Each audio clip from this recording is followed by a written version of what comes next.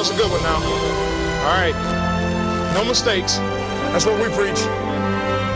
Well, I always felt that after you went through all that work, the only thing you had to show for it was the film. And you got to keep the film. I mean, that's the backbone. That's what it all goes back to. That's the heritage, the film. The old Bibles, the bones in the ground, they dig them up. What you said?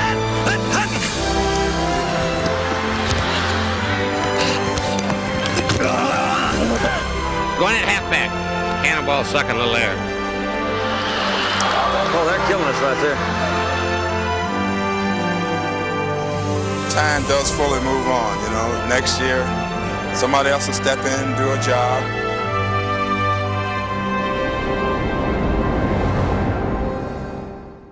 When NFL Films started, we concentrated only on the cinematography.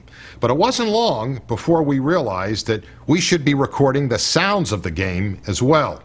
But recording audio back then was complex and it was cumbersome. The picture and the sound were separate elements. A cameraman captured the image on film like this, 16mm film, while the audio man recorded the sound. This is 16mm mag sound. Then these two separate elements were matched together back at NFL Films. But to sync up the sound with the picture, it was tedious, it was time-consuming. And out of all of our lost treasures, game sound was buried the deepest. But what we discovered is a revealing portrait of the NFL in the 1960s. I remember filming players on the sideline. You could see by the pictures that this was a game of passion and intensity. The sideline had a language all its own. Coaches and players spoke in these unique, strange, coded words. But without sound, these images had no soul. The footage begged for sound. So at first, we tried to invent it. We thought we were setting trends when we went and shot Bart Starr in the parking lot at Lambeau Field and put a microphone on him and said, call a play that you used in the championship game. 34A. Boy, people thought, where did you get that? Well, we got it in the parking lot 6 weeks after the game was played or something like that. Recording the audio after the game seemed like a good idea, but we never had lip sync, and usually we would show a person's feet like this and roll his sound over the shot. Hey, let's go! Horse down! It was manufactured, it was phony, we knew it, I think the audience knew it, but it was just another experiment. Television coverage at the time was all top camera, nothing like this from the ground level. We wanted to show emotion. Football's a visceral sport. That's the way I wanted to portray it, like it had never been seen before. And to do it right, we needed to capture the real sounds of the game. Each year, we had to renew our contract with the league, so Dad felt that we had to continue to come up with new ways of showcasing pro football. The league would call a meeting every year and ask for bids to shoot these games. And I realized that sooner or later, some big company, probably a motion picture company, would just knock me out of the box like that. I'd be finished. In the summer of 1967, we went to Baltimore and shot our first training camp with double system sound. All right, okay, Tom. All right, move the feet, touch the tail, Glenn. Down. All right. Now there's a good shot of us in action. The cameraman captured the picture, and the audio man holding that big microphone, he recorded the sound. Gainers. All right, that's it. Low and hard. All right, turn it on now, Jerry. When you get through, turn it on. I've always had great memories of Steve Sable and Ed Sable always calling and asking to do something that's never been done before. And I think that was why NFL Films became so successful, because they were the first people that have ever done anything like that, filmed it up close, or gotten these great sound bites that they got. If you're looking the eyes into the belt buckle, right? Don Shula, at the time, was the youngest coach in the league. He was a great teacher, a good communicator, and he could explain the fundamentals. Even though he's explaining them to the players, it was explained so clearly that a fan could understand it. But if it happens this way, where he is under you, then he's got you beat. You're up in the air and he's got you licked. So if you look the head in there and his head goes down... And Don was great. He let us go anywhere we wanted as long as we didn't get in the way. All right, line it up. Same defense, Dennis.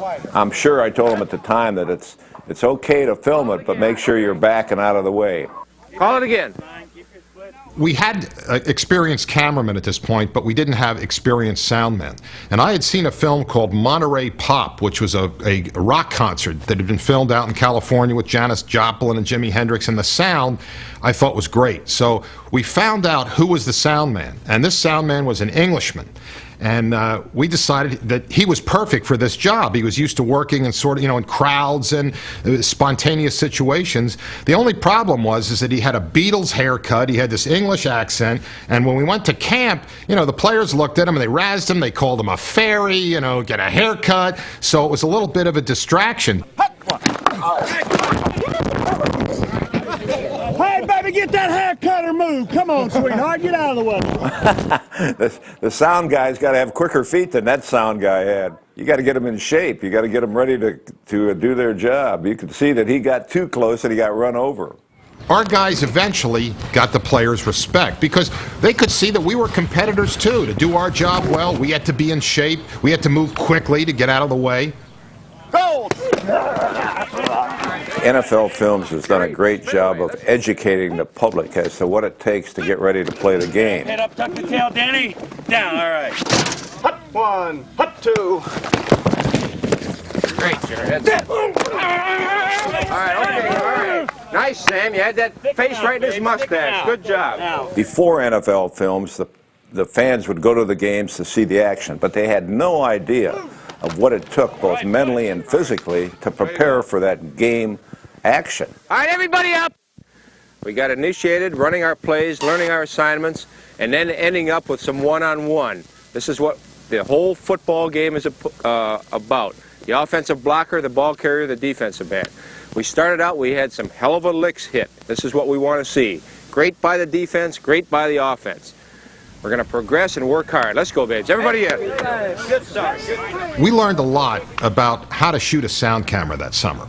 And when the season started, we decided to shoot sound at one game each week in addition to our regular ground camera. This is roll 4. Roll 4, Dave's camera. Orange Bowl playoff. Roll 5, NFL championship. Roll 7, Dave's camera.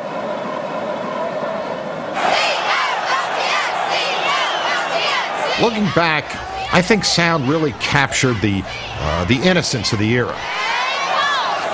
Listening in on strategy sessions, you realized the game had a special language, a sort of a verbal shorthand. No, zone, strong side. Yeah. Combination. Here, Earl Morrill and Johnny Unitas let us eavesdrop as they make changes in the game plan. They're giving you a split on flank now, too. You can call the split. You can see the split, can't you? Yeah, pretty well. Let me see it. Double wing. They done anything on double wing? They want the split. Well, you got the one coverage on the CR to Willie that one time. Yeah, that was early. That's this one right here. Yeah, that was it. Combination on the CR the second time. Dick Butkus, he was a notorious cursor, but this conversation with an assistant coach is G-rated. Dick was on the strong right and they ran left, pitch left. To their left? To the weak side. No, I know, but it's always running to their right is what I'm trying to tell you. All right. So it either be a 56 or a 54, right? Okay. What was he trying to run? His own pass? Yeah, just a takeoff there. Go, Mac. Let's go, baby. Let's go. Come on, offense. Take it to him. All right, woo! Come on, man. Big play, baby, come on! There he is. Spot, go, baby! You dirty bastard, you. He fumbled the ball! Worst call I ever seen. He fumbled the ball. Every Sunday on the sideline, it was like a mini drama. Referee. Hey, 12, you A subplot to the action on the field. Every emotion was there. He was going for the ball, referee. The sound showed how players reacted to pressure, how tough guys played with pain. Bro? No, it's a perfect. Don't get that on print, please. He getting me. I remember one game that was cold, and we had the microphone. It's called in the business, I guess I can say this word, it's called a horse. And the players would see this big, long cylinder, and they thought it was a hand warmer. So they'd come up and they'd put their hands on it, and all the sound would always be all muffled because we had to tell the guys, say, look, this isn't a hand warmer, this is a microphone. And they'd sort of look at it, and they couldn't figure out what a microphone was doing on the sidelines. Second half, roll 2. Cut it. Second half, jerk. You got to hand it to the Sables. They were just so far ahead of their time. They knew, what they wanted to do, what the public wanted to see and hear in the game.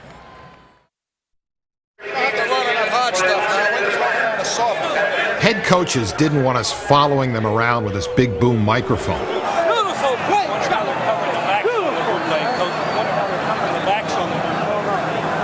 How are they covering the backs of the bootleggers? Anybody know? And we never could get the mic close enough to them without them walking away. And sooner or later, we'd get the look. And that's when we knew we'd worn out our welcome. Head coaches were very fidgety. Offense, you're going to have to. Most of them would pace back and forth the whole game, so it was impossible to get any kind of consistent, coherent sound with a boom microphone. To get any kind of usable sound, we thought we'd have to switch to a wireless microphone. Rid of the ball quicker than you would on a late screen. Joe Kuharich coached here in Philadelphia, and he and Dad were good friends, so he trusted us. He was animated, he was involved in all aspects of coaching, and besides, he was the only coach who said he would wear a microphone. His penalty was a tough break. Interference kept him alive, boys. That's all. A rag an hour late. He was way off on that call. When did we take 2 timeouts? I don't know, Joe, but we've all got 3. Yes, sir. Yeah, Scarpetti took one on defense down there. Yeah, all right. Matty looked open to me down the middle, didn't he? Huh? Wiring Kuharich made us realize how valuable this hidden mic could be. Without a camera around, everyone seemed much more comfortable and natural. The next step was to get that microphone into a huddle. And roll out of there and take a look. The first player that we mic'd was a middle linebacker for the Steelers, Bill Saul. I remember him, he sort of looked like Frankenstein. He had this huge head. But the reason that we mic'd him was the Pittsburgh Steelers were the only team that would give us permission. When I got in the locker room and was changed into my uniform, the cameras were there, and they actually put the mic right in the middle of my shoulder pads. We didn't want anyone to know that Saul was wired, so Jack Newman, our new audio guy, stuck the transmitter down his pants. That made for a few awkward moments in the locker room, but it worked. Saul's teammates never paid attention to what we were doing. In fact, they helped him put on his jersey, and they never suspected he was wired. From then on, they just said, be yourself. Hey, watch something big. Under Zeke, move to it. If you want to, call a few names here and there, we'll beep it out, and just be yourself. So that's what we were. Sucker! Oh! Hit the Too much. Come on, gang. Damn it. Don't open up that hole. Come on. That's it. Damn it, he's not that good. 8 yards. Let's go. Couple of times Saul fell on the transmitter and knocked the sound out, but all that really did was save us from using a few more bleeps. I was never known as Mr. Nice Guy. Keep it up. Stick them mothers. Stick it down their ear. I believe someone asked me one time, they said, Bill, what would happen if your mother was carrying the ball for the other team? Come on, that's stupid. And I said, if she had on a different colored uniform, I'd have to sack her. Is that dumb? And of course, she didn't talk to me for a year, but that's beside the point. In those early years, we wanted to look at football from every angle. We wired a ref, Norm Schachter. Now look at the size of that mic there. Now this is the size of the mics that we use today. This thing's less than an ounce. From whom? From the ball player. Very complimentary. They like the officials, and they have nothing but the highest words to say for them. And the feeling is mutual because we think they're awfully good. Isn't that right, Adrian? Yes, sir. Yes, sir, it is, Mr. Schachter. Joe, if there's more than one flag, Joe is the responsible guy for the encroachment and false start. For the first time ever, we were allowed into the referee's locker room before the game. And we discovered that just like the teams, they had a game plan too. Keeps an eye on them when it's on the other side. Jack, you help me behind the line of scrimmage, whether it's a forward or a backward pass, also whether the guy goes past the line of scrimmage. You don't have a hell of a lot to do, so I think you can do those 2 little things for me. Back in those days, they did the coin toss twice. While it's up in the air. Hands.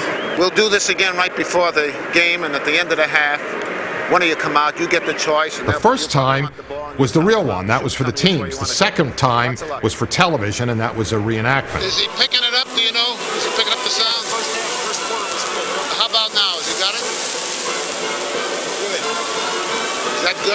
Now, since Schachter didn't wear shoulder pads, the mic kept slipping, and the reception got all messed up.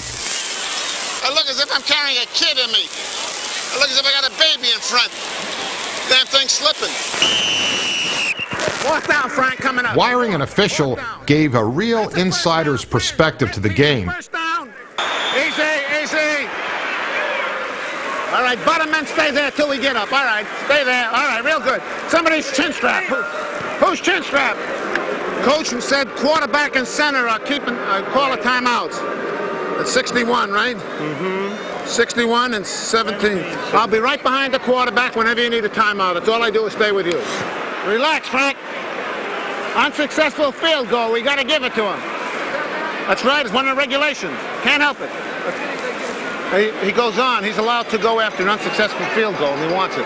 That's the stipulation they got in the contract. Mark Duncan, who was the head of the officials then, felt the less attention the refs got, the better, so he never allowed us to mic another official.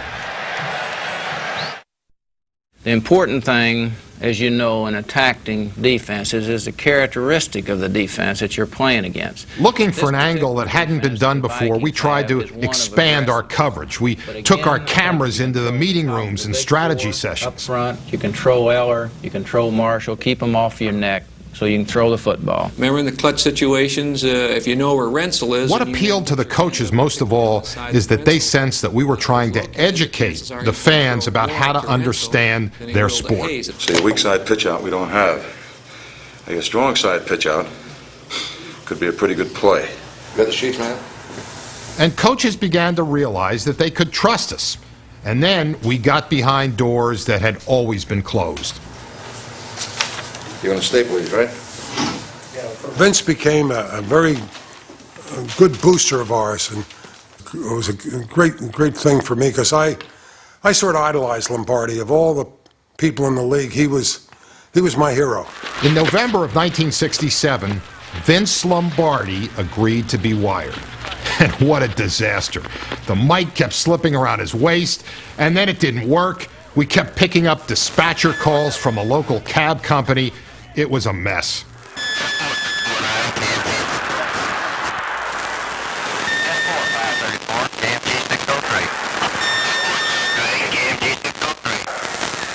But when we solved the problem, the sound we got provided a fascinating look at the game's greatest coach. Let's go now. A little life out here. Let's have a little life out here. We look like we're half dead out here. Let's move a little bit. Let's move a little bit now. Let's go. Let's get ourselves ready here.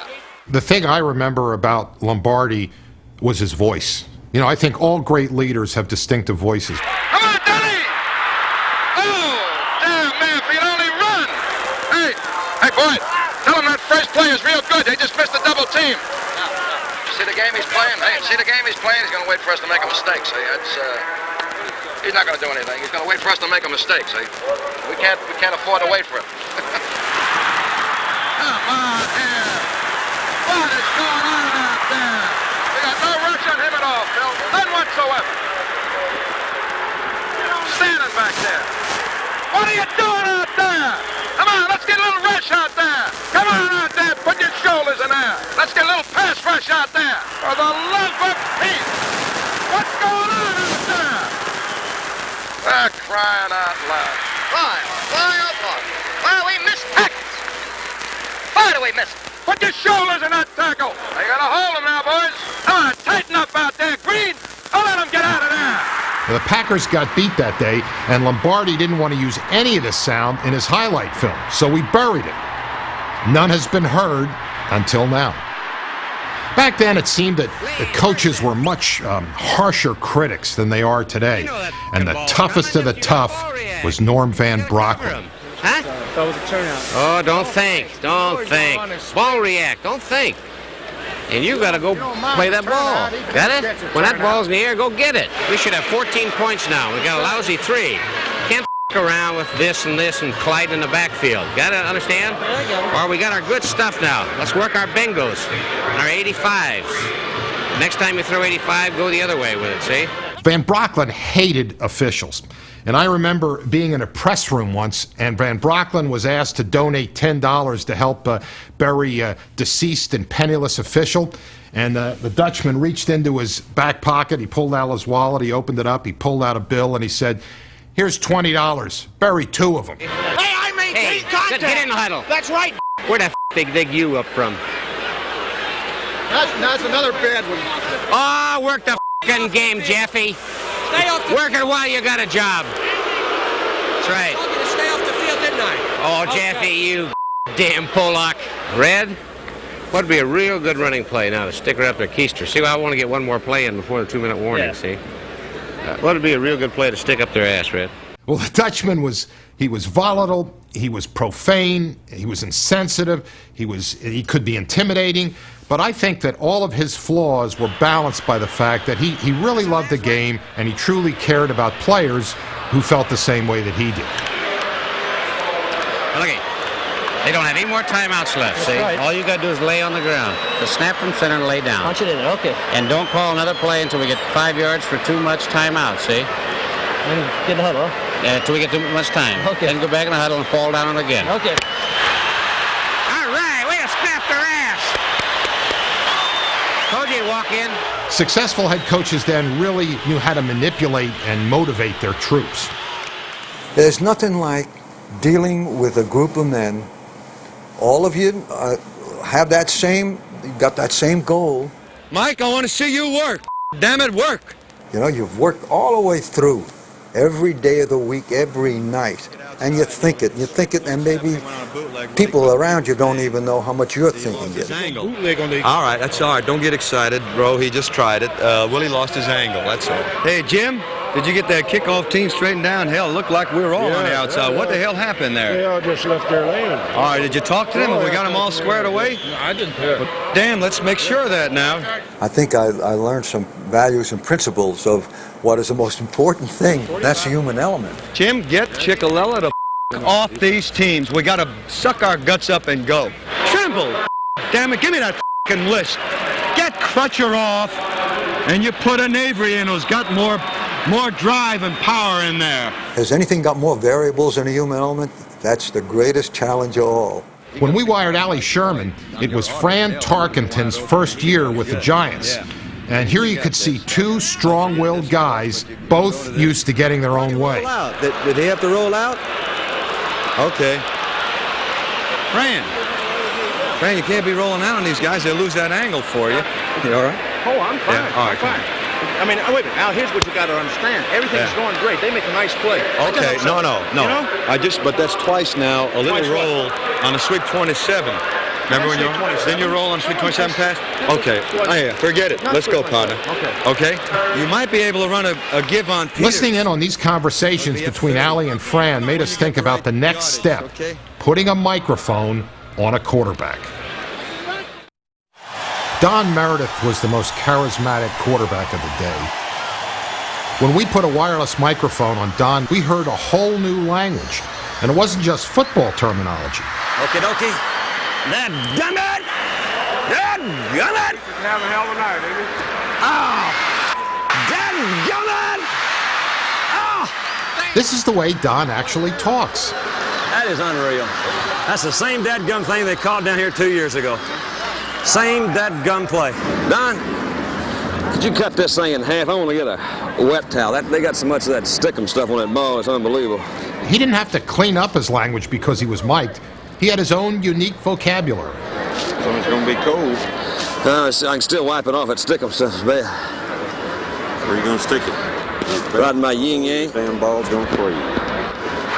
All right, let's see what they're doing the weak side. This thing's probably going to break outside, Craig. Go green, right, run cross, 45, O-lead on 2. Ready? Meredith was also the ultimate competitor, although the competition got the best of him on this night. I'll tell you what, let's just group together. Everything's going all right. We're just making some mistakes, and those things, we'll get them over with. We're going to whip them. We're going to whip them. The Cowboys didn't do the whipping. They got whipped by the Packers. And Dandy Don called it like it was. Stupid. Stupid, stupid, stupid. That's bad throw, Curly. Still wide open. Yeah. Unbelievable. Get over there! Get over there! Quarterbacks were the best players to Mike. They were always at the center of the action, and they talked the most. 171! New Orleans quarterback Billy Kilmer took a season's worth of punishment during his wiring.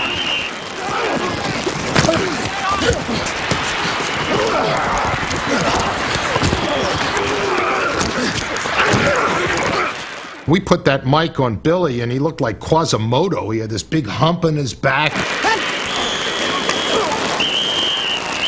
And it was okay with Billy because he was one of those players who never cared how he looked. His socks always sagged, his shirt hung out, his chin strap was unsnapped. I can't do nothing right. Billy Kilmer's wiring was a real catastrophe. The one thing we learned from that wiring was that the equipment could take a beating because Billy got the crap knocked out of him. You probably were open. Ah, Florida expert, yes, you still got to see the open. Gosh, darn it! Son of a... I can't believe it. What am I doing?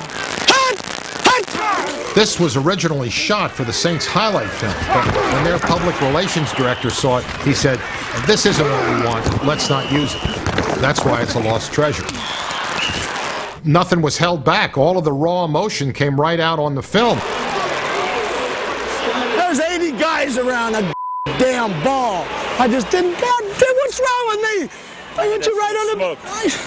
Hey, why do I lead you like that? Jeez, Johnny, you see a combination?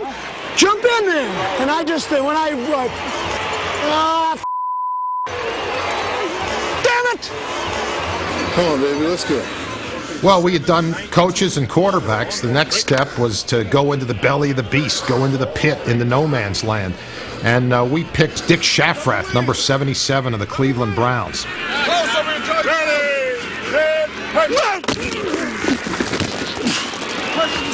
But when we actually mic'd him, it was a little bit of a disappointment because all you heard was a bunch of huffing and puffing. Come on, Lion, let's work together, partner. Let's get one in there. That was probably the best stuff that we got. There you go, Mel.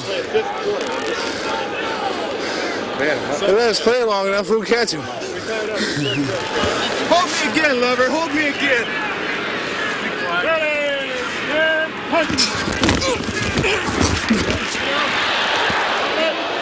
With our sound equipment now working and reliable, we were not only seeing new things, but we were hearing them as well. You know, folks, this is the first game for the New Orleans Saints. These boys playing their first game in these uniforms. I think they deserve another hand other than the one you gave them. Let's welcome them into the National Football League. Even in their very first preseason game, their first game in the team's history, things didn't go smoothly for the Saints. Hello. Hello. Hello. Hello. Tom Fears was one of those head coaches who, like many former great players, still feel that they could be out on the field playing. He was still wearing cleats, and you got the sense any minute he was just going to run out on the field and, get down in the stance and run a post pattern. Come on, let's go. Big down now. Big down. Pass. Draw. Come on, let's go. Get that ball. In those days, the expansion teams would usually be able to get one or two great big stars who were at the tail end of their career. Jim Taylor had played college football in New Orleans, so it seemed natural for him to go back and finish his career there. And I believe Paul Hornung lived in New Orleans at the time. All right, he's running it this time. What's keeping it? Look at the middle linebacker, Tel George. Look at 41. All right, let's go, defense. Let's go. Let's go, baby. Let's go.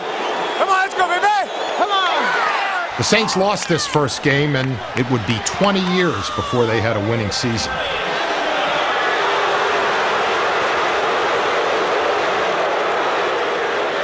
While the Saints always seemed to find a way to lose, the Green Bay Packers always found a way to win. Green Bay culminated what probably was almost a dream. All right, all for one, one for all, all for the Packers. Let's go. I have seen what the athletic pinnacle can be as a champion. All right, let's go to work. We wired Willie Davis for his last game, and Willie was nicknamed Dr. Feelgood by his teammates. And he was the guy that loved everything about the game of football. We thought that it would be a great piece to show a player that was so involved for so long.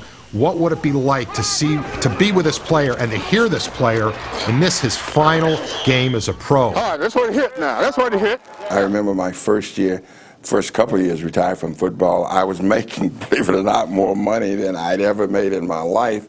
But I said, there's one empty part of this. Where is the camaraderie and where is the relationship with the guys? But miss you, Doctor, but miss you. You got to carve your own niche now. But I just hope that, and I think everybody, you got enough people here to meet the challenge. It gave you a feeling about what the game meant to these players and how much of their life and time had been invested into this profession. Time does fully move on, Next year, somebody else will step in, do a job, It's that kind of game, I guess, Hey, Willie, you and I have been lucky. We played all these years, and we've never really had anybody to come in and run us out of a job. You know that? Yeah. A lot of guys that have been run out of a job before their time is over, and I'm really thankful for that. I'll tell you that much right now. In the 1960s, players would stay together on the same team for, a decade. So when you had a team like the Packers, this was truly, it sounds like a cliche, but this was really a family. Number 87, Willie Davis, defensive captain of the Packers, playing his final professional football game. Because of his unending quest for knowledge and excellence, Willie Davis has set an example that all mankind would be well to copy. On behalf of all Packerland, Willie, goodbye and Godspeed. And on behalf of the quarterbacks from the other teams in the league, good riddance. Willie Davis. When I was walking off that field, one of the things I said, gee, I'll never be out here again. It was surely a day that I'll never forget, because as I looked in the stands and at that crowd, I said, gee, I will be a Green Bay Packer until the day they roll me away. When we mic'd the player back in the 60s, it was just used for their highlight film. And that was never on television. We didn't have VCRs and video cassettes. A lot of the players in the off-season would go home, so they wouldn't be around the team city to see the highlight film. So consequently, we would go to all this work, put a mic on a player, and most of the time, they never saw the finished product. So we thought it would be interesting to find some of these players and show them these lost treasures, 30 years after we first filmed them. It was like going back in time. Call us a good one now. All right. No mistakes. That's what we preach. No mistakes. I've never seen this before. Let's get on our ass right now, right quick. Hey, don't give up, right? Hey, just run it down our throat. I'm trying to remember, yeah. You're his man. You're Mel's man. You're saying he can't get you, huh? Huh? They do run together. Oh, you run that streak, and I'll call the other guy. It's a kick. I think the only film that's available of the 49ers is of NFL film, because they burned all of the film that we had. When Joe Thomas came, when DeBartolo bought it, and it's been an untold story, but it's a joke. Burned everything we had. Said the future is now. Yeah, he did it good. Ready to go? Go. All right. Let's do our thing now. Let's do our thing. All right, baby. Come on now. Gotta have this one. It's gotta be a great one. It's gotta be a great one. A lot of pride in it now. Come on, Moose. It's the first time I've had an opportunity to see myself from this angle, from this perspective. When people think of Jim Marshall, they think, oh, there's the buffoon that ran the wrong way. But there was so much more to Jim Marshall than that. First of all, he's the ultimate Iron Man in pro football. He's the Lou Gehrig of the NFL. The guy played in 282 consecutive games. Plus, he holds the NFL record for most opponents' fumbles recovered. You could see that this guy was in unbelievable physical condition. He was relentless. Every play, he was grunting, growling. Good coverage. You got him. You got him. I had to stay in great shape. You look at my size and the size of the people I was playing over. These are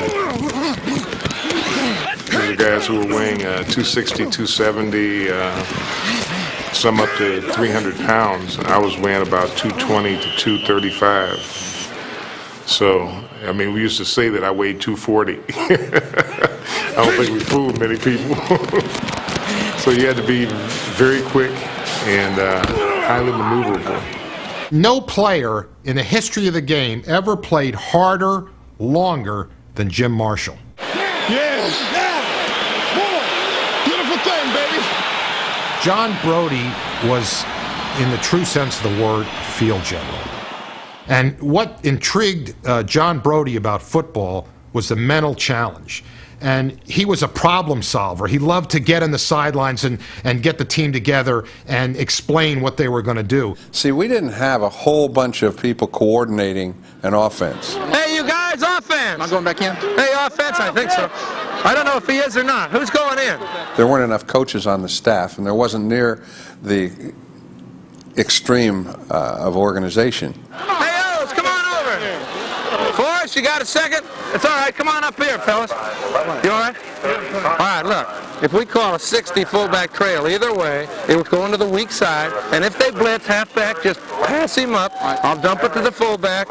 And, baby, we got a piece of cake. At least we can get him out of it. And whether it was for better or worse, I happen to think that the players on the field felt a lot more responsible for what they said they could do. We're bypassing one on the blitz. We know that. That's my problem. And it seemed to work.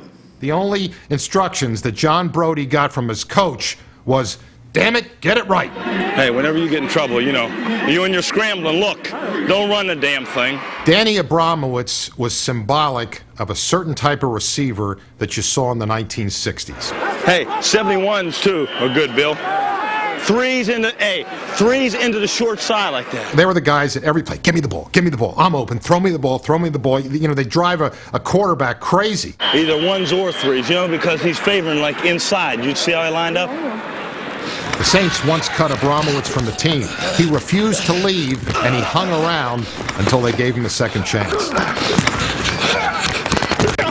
Back in those days, as a receiver, they could hit you all over the field, as long as the ball wasn't in the air. See, I had him beat, and Ramsey gives me a little elbow as I went by.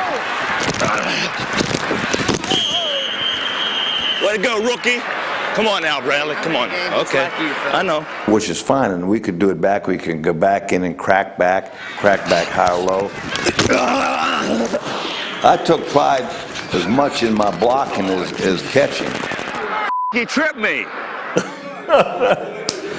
Damn, I should have had that son of a... Oh, Lord.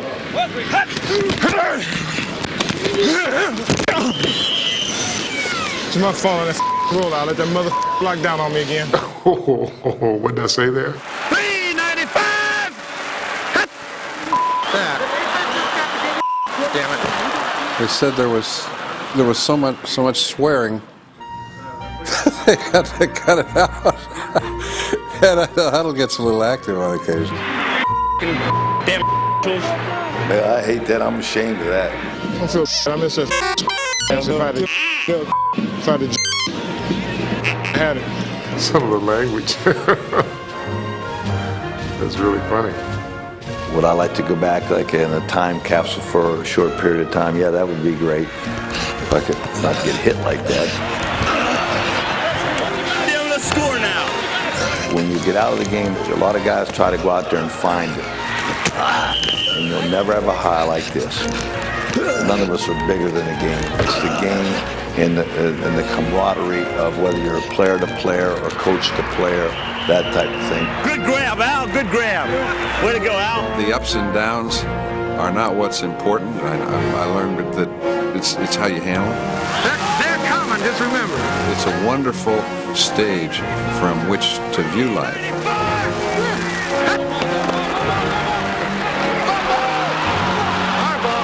You're willing to take all the bumps and all the risks because they're really unimportant. Ken, did you ever get the ball? Huh? I thought I had it and then I heard you. I thought you screaming. And I tried to cut back at the same time. And really, I walked away from it with no regrets, really. I mean, it was wonderful. I just wished I had the body to play it about 12, 15 more years. I'd have been doing it. You get married to me one day, will you? All right. Okay. This series. You go on the football field and you play, and it's truly a contest. that there can only be one victor. This paralleled life, or what I thought life should be. Come on, baby, let it all hang out now. Moose? Come on, let it all hang out now, baby. Come on, Gary. Come on now. This is it. There's an honesty there that's undeniable. Okay, I got it. Thank you, gentlemen. Good play. I just think it's the greatest sport in the world. I wished I could play forever. Let me have your chin strap. Hey, let me have your chin strap. Can't do it right now, son. Huh? Can't do it right now. I just absolutely love the game. There's not another company or organization in the world, aside from the U.S. government maybe, that has a backlog or a library that we have. Certainly no other sport. To all of us who ever played or filmed football, it's always been a game of passion. And by the end of the 1960s, we had learned how to capture that emotion, that special esprit de corps that a football team has with sound. They always come up with a big play, always. That's all it was. It was just a bad break for the Cowboys. It was a good break for us. No great player or anything. It just rolled in my hands. The easiest touchdown I ever had in my life. Oh, and Dr. Pepper, man. Dr. Pepper. I can be choosy. Oh, you bet your pen on your champion. What's the matter, Dad? Way to go, Dad. I don't care. You don't have to be I guess it's the biggest game and the best game I've ever watched or played at. I really do. We've had a lot of big ones, but none bigger than this. And I bet the fans, I don't know anybody that was ready to go home till it was over. You? Well, when I think back, I realize what a smart guy I was. It was luck, really, because I just figured you had to save it. But now, when I look back and see what you're doing with all those films, great idea, Ed Sable.